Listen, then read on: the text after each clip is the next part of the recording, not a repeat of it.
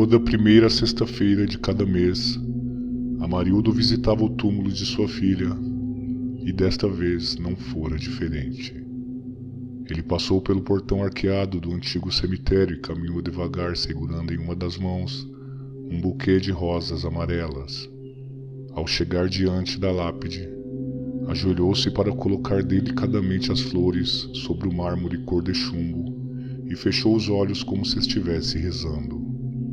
Algum tempo se passou até que ele abrisse os olhos novamente, e ao fazê-lo, percebeu um vulto que se esgueirava rapidamente entre um túmulo e outro. Então esfregou os olhos, certificando-se de que não fosse um delírio, e novamente o vulto correu. Mas desta vez, parou de trás de uma árvore que ficava a alguns metros dali.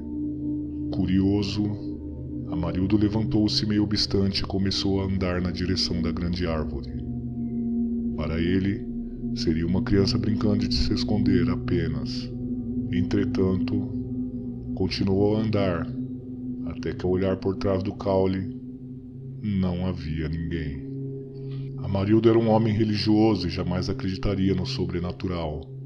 Porém, um arrepio lhe correu às costas de forma a fazê-lo cruzar os braços como se estivesse com frio em pleno calor de mais de 30 graus.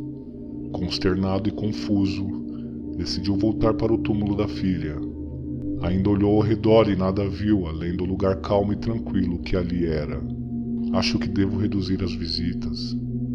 Talvez uma vez por mês seja o bastante, pensou Amarildo, enquanto, novamente de joelhos, fechou seus olhos. De repente, a delicada mão de uma menina pousou sobre seu ombro, o que o fez se levantar num sobressalto súbito e, ao se virar para trás, deparou-se com a criança mais bonita que ele já vira em toda a sua vida. Os cabelos longos, lisos e brilhosos desciam até a cintura. Tinham a cor de mel, semelhante aos olhos que estranhamente eram opacos e sem ponto de vista, como se ela nunca focasse naquilo que olhava. A pele branca e os lábios rosados criavam um estereótipo que jamais se vira por aí. Era como se a menina tivesse saído de um daqueles quadros que se compra em feiras livres da Europa. Manteve-se um silêncio quase eterno, até que Amarildo o quebrou. O que faz aqui sozinha? Onde estão seus pais, menina?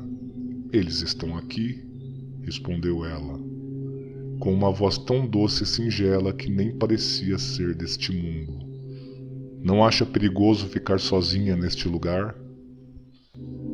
Este é o lugar mais seguro do mundo, senhor, respondeu a menina, com o mesmo tom de voz afável e meigo. Amarildo sentia um leve estupor, como se estivesse divagando dentro de um sonho confortável. Então, nada mais disse enquanto se virava, e com passos lentos, caminhava para a saída, apenas deixando fluir pelo seu corpo a sensação de entorpecimento que tanto lhe fazia bem. Ao chegar no portão, olhou para trás em busca da menina, mas tudo o que vira fora o cemitério vazio. Os dias se passavam e Amarildo não esquecia sequer por um momento a linda menina do cemitério, fosse no trabalho ou na hora de dormir. A primeira sexta-feira do próximo mês chegou e logo pela manhã, Amarildo partiu para o cemitério, como de costume. Desta vez, além das rosas, resolveu levar também uma caixa de bombons, com o intuito de dá-la para a menina caso voltasse a vê-la. Mais uma vez, ele passou pelo portão arqueado e mais uma vez ajoelhou-se diante do túmulo da filha. Ao fechar os olhos, sentiu a pequena mão pousar em seu ombro. Então os abriu e lá estava ela, a bonita menina, com o mesmo vestido branco que usava no encontro anterior. Você voltou, disse ela, dando a volta para ficar frente a frente com Amarildo. Qual é o seu nome, menina?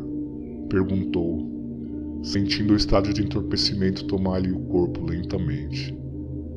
Melissa, senhor Amarildo. Como sabe meu nome? Perguntou espantado. Martinha me contou. Ela também falou que o senhor nunca bateu nela, nem mesmo quando ela quebrou sua taça de cristal com uma bola de parque de diversões. Ah, eu adoro bombom. São para mim, senhor?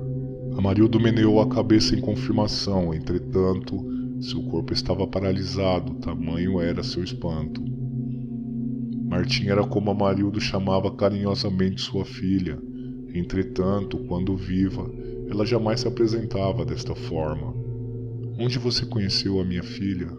Perguntou, com a voz embargada. Aqui mesmo, senhor, respondeu a menina de forma espontânea. Aqui?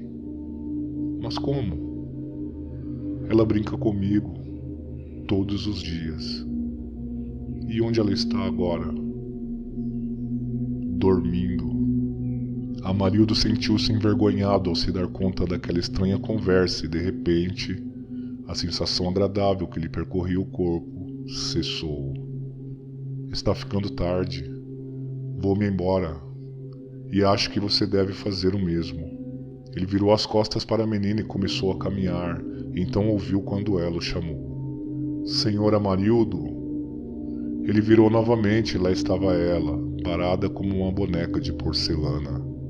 Diga, menina. Deseja ver sua filha, senhor? Sim, respondeu Amarildo, quase não acreditando que pudesse ter dito isso. Quando for dormir esta noite, deseje profundamente estar com ela, e então terá uma surpresa, senhor. Agora feche os olhos, conte até 3 e abra novamente. Ele o fez e, ao abrir seus olhos, a menina havia desaparecido. Por um momento pensou estar louco. Então chacoalhou a cabeça, como um cão que se livra das pulgas, e partiu para casa.